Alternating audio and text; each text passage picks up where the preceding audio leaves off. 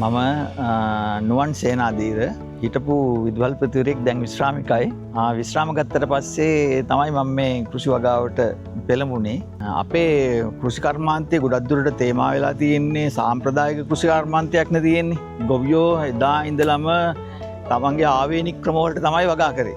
ඉතින් අපි කල්පනා කරා දැන් ලෝකේ තාක්ෂණය ඉක්මනින් වැළඳ ගන්නවා. වියට්නාමය, චීනය, තායිවානය මේ වගේ රටවල් දිහා තායිලන්තේ මේ වගේ රටවල් දිහා බලපුවාම ශ්‍රී ලංකාවේ ගොවිතැන ඇත්තටම තියෙන පසුගාමී තත්ත්වයක. මේ නිසා අපි මම කල්පනා කරා විශේෂයෙන්ම මේ විදුහල්පතිවරයෙක් විදියට මේ ගොවියන්ට ගොවිතැන පිළිබඳව නවීන තාක්ෂණික මෙවලම් භාවිතාව පිළිබඳව අත්දැකීමක් දෙන්න ඕනේ කියලා. ඒ නිසා තමයි මම ගිය කන්නේ තමයි මේ වගාව මෙහෙම ආරම්භ කළේ. කෙෆ්ට් ආයතනය සම්බන්ධ කරගෙන මම ගිය අවුරුද්දේ එක අක්කරයකට වී වැපිරීම කළා.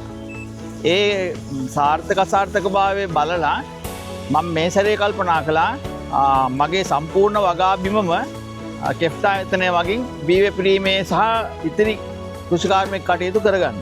මම හිතනවා ගොවියන්ට තමන්ගේ වගාව සඳහා ඉතාමත්ම සුදුසුම එක තමයි මේ ලෝකයේත් එක්ක අපි ඉදිරියට යන්න ඕන.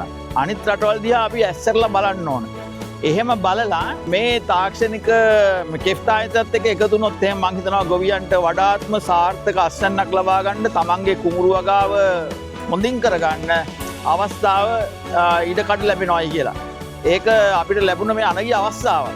මේ වගේ අවස්ථාවක් මම හිතන්නේ නොලැබෙන්න තිබුණ දෙයක් තමයි මේ අපිට ගෙල්ලා දීලා තියෙන කෙෆ්ට් ආයතනේ.